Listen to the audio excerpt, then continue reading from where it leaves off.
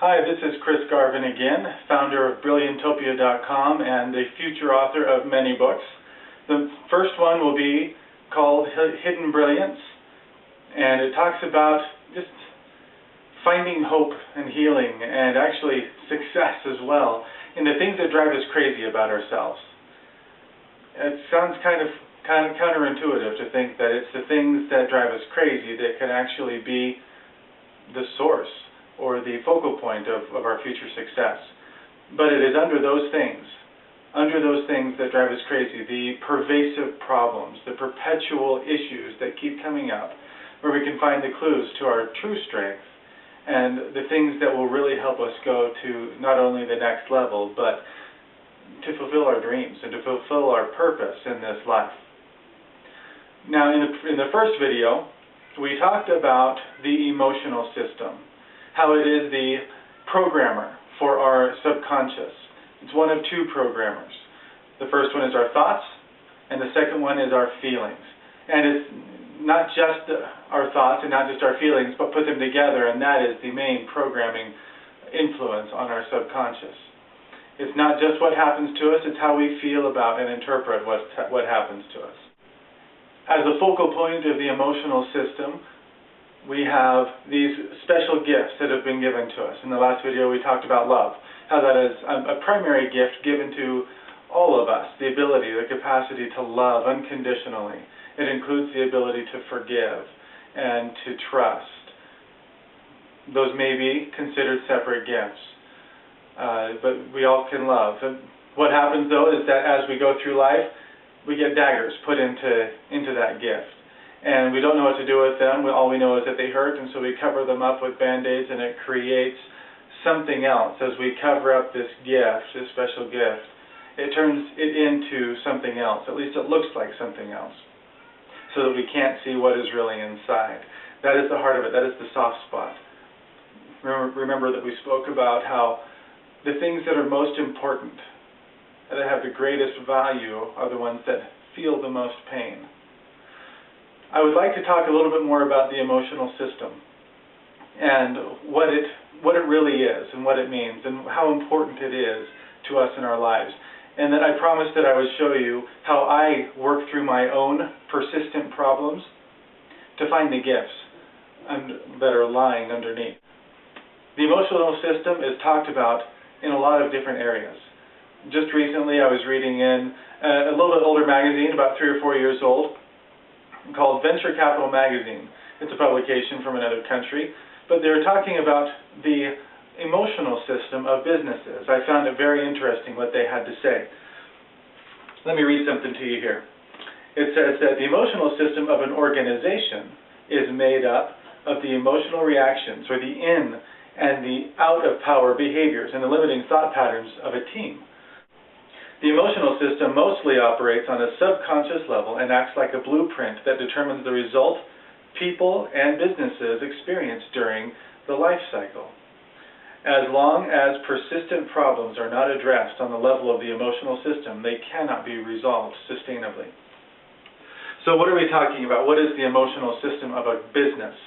And maybe that'll help us understand the emotional system of an individual. When you have a business, you have lots of different people that are all coming together to work for, presumably, a common purpose. They work for the same company, they're all part of the same team, whether they're working together specifically or if they're all just, their efforts are coordinating, from different areas and different groups. The emotional system is the guiding principle. It's the foundation. It's what you would call the vision. Not the mission statement, that's different, but the vision of the company. What is the vision? What are they trying to accomplish? What problem are they trying to solve? What's the culture of the company? If there are blockages in those key aspects, in the culture or in the vision or the connection that the people have to that vision, there are going to be issues present. I've seen that in companies that I've worked for. I've seen that in companies that I've been around. Almost any company is going to have some kind of disruption or dysfunction in the emotional system. It can be very small, it can be large and debilitating. With a company that's just getting started, that's had venture capital thrown at it, there can be all kinds of issues there. I have a friend that worked for a company that was a big company, had big venture capital thrown at it, but it was very dysfunctional in the way that it was run on the inside. The culture was completely messed up, and as a result, the employees were unable to give their very best. Even though they were more and more was being required of them, they were able to give less and less and less because of the way that the system was set up. So it wasn't a fluid and flowing process. And when I talk about the emotional system of a company, I'm not necessarily talking about the individual emotions of the people, but just the culture and the feel and the way that it's put together. It was a place where everybody was afraid for their jobs. It was a place where good enough was never good enough. It had to be better. It had to over-deliver. It had to be faster. They would ask for deadlines that were unrealistic by any stretch of the imagination. You know, if somebody could work 24 hours a day, 7 days a week, then they could complete it possibly in that time frame. But that's what I mean by the culture. That was a top-down culture. That was the top-down culture in that company, and it didn't work. The company is still going. I hope that things work out for them, and I'm glad that my friend isn't working there any longer, because it wasn't a good environment. But even in a good environment, you can have things where everybody's working for the same goal, everybody's working for the same product, for the same objective, but there's still a disconnect. And where does that disconnect happen? And it usually happens where there are a few core things that are unaddressed. There are things that have been bandaged over, that have had buffers built around them because either it's painful financially for the company, or it's just not something that they know what to do with yet. And so it ends up being a process of covering and covering and covering instead of taking the time to address the issue from the beginning. Sometimes there are deadlines that have to be met, and so it's hard to go in and fix that thing. Now let's take this back to a personal level. I have struggled personally in feeling like I have time to go back and address the emotional issues, to start over. Have you ever felt that way, where there's so much happening, it feels like I have to be at this level now, and if I'm not at this level now, I'm going to miss opportunities, or I'm going to fail in things that have to happen now. And so you set aside the healing that can take place, or you set aside the processes that you need to go through to understand yourself instead of addressing them directly. So let me show you how I go through that. One of the persistent problems that I have had over the past, well, as long as I can remember, perhaps even a little bit longer, is one that is pretty common nowadays, and I think has been common throughout time. It's called anger. Have you ever felt anger? I have an anger issue, just so you know.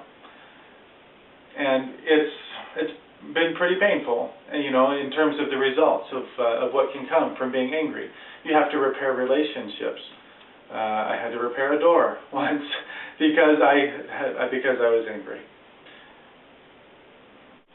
That anger, as we talked about in my last video, comes a lot from, you know, the loss of my brother and some negative self-beliefs about myself and about life in general that I created at that time.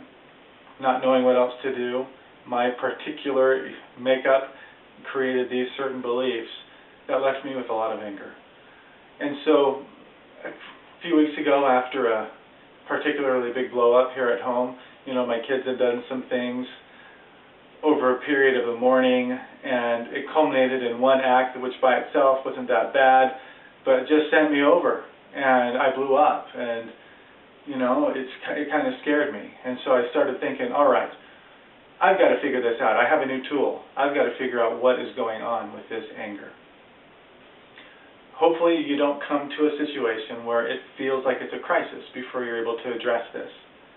Whatever it is, whether it's anger, whether it's procrastination, or any number of the other ailments that we can have.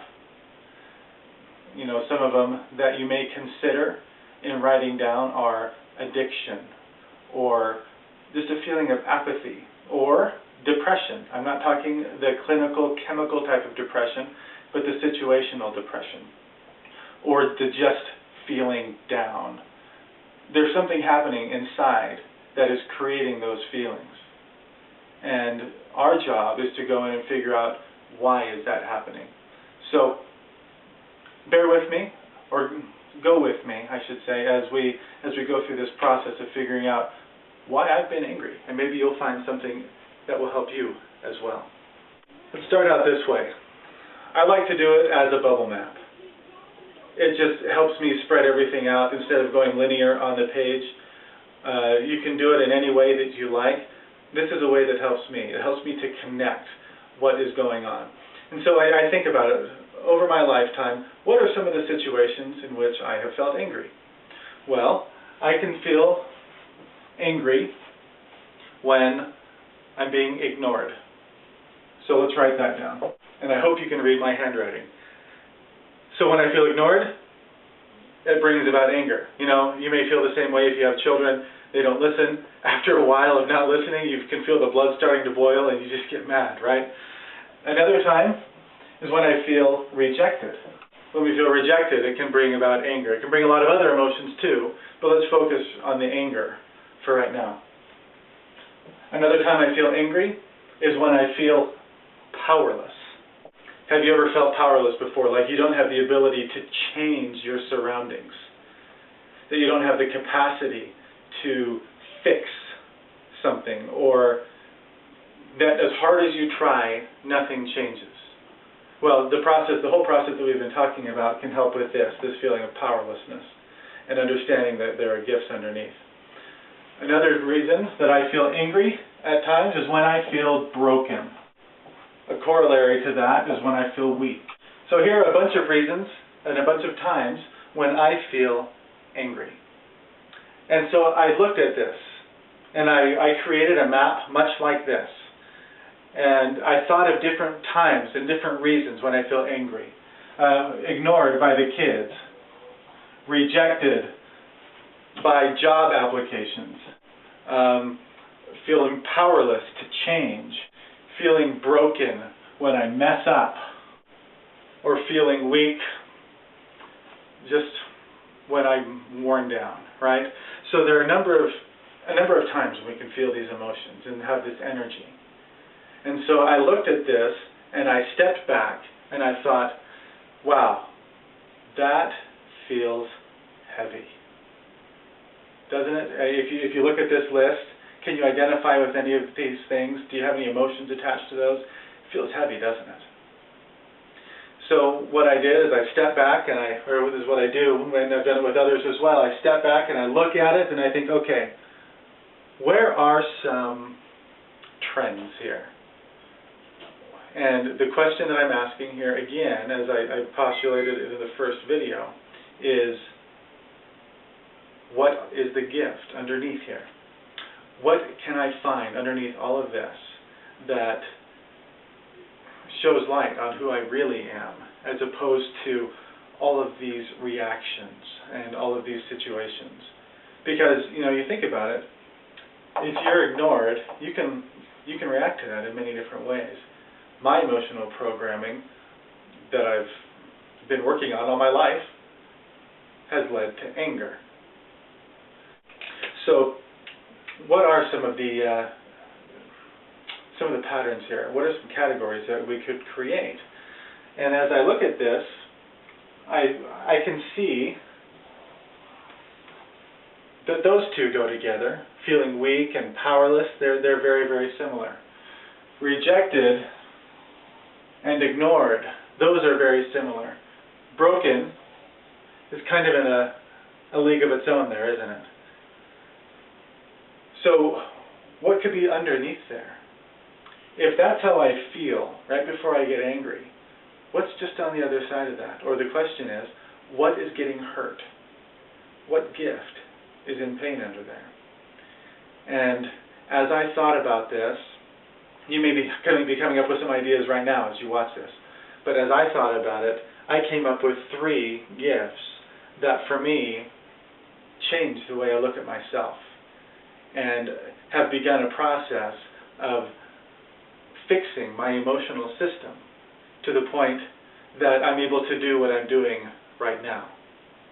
I'm able to share this with you. So here's what I came up with. When it comes to the weak and the powerless feeling, if that's how I'm feeling at that time, then there must be something special in there. And what I came up with is that I'm actually powerful. I'm not powerless. I'm not weak, even though I feel that way at the moment. But the gift is that I'm actually powerful.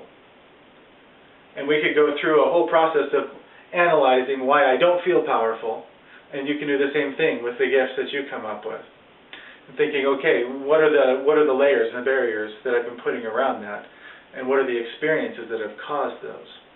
And as you go to each one, you can find a whole bunch of experiences and a whole bunch of things that you can heal from, because now you know how to go through them. When I came over here, this is what I saw, that I'm valuable. Very, very valuable. I don't feel valuable at these times when people are not responding even to my job applications. When I look at my resume and I say, that does not reflect who I am. Have you ever felt that way? Mine has 8-9 years of sales on there, and I want to be a writer, a teacher, and a trainer. It's really hard to make that jump. And so I applied to all the trainer positions. I didn't get them.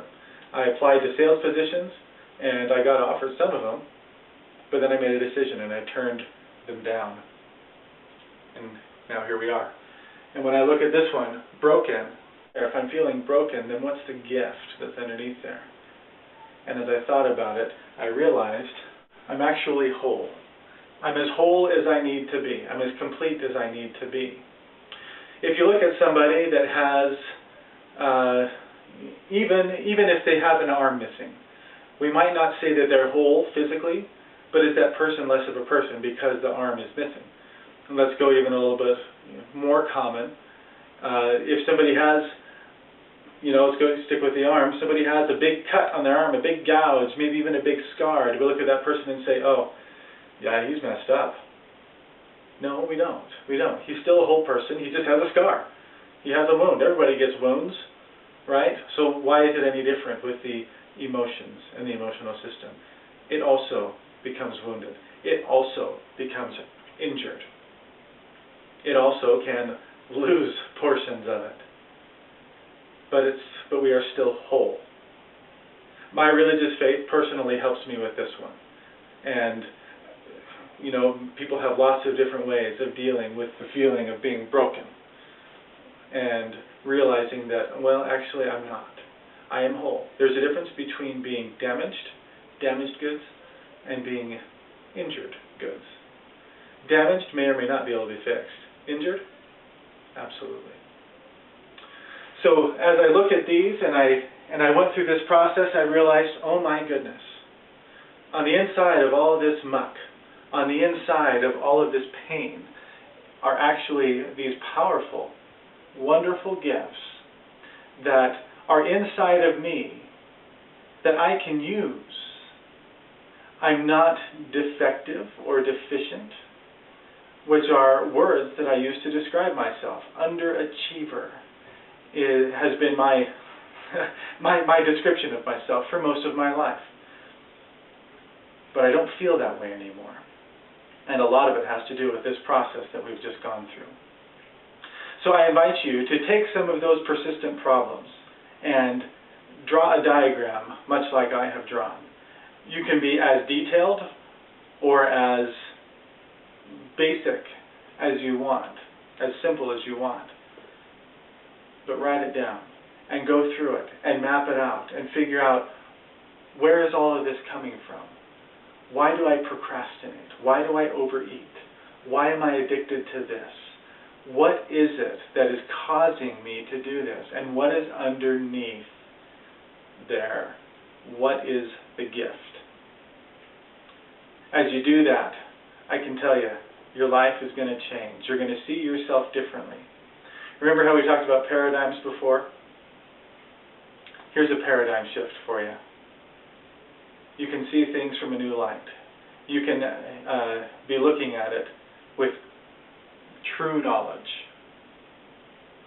And the truer your knowledge, the better your decisions, the stronger your foundation, and the happier your life will be.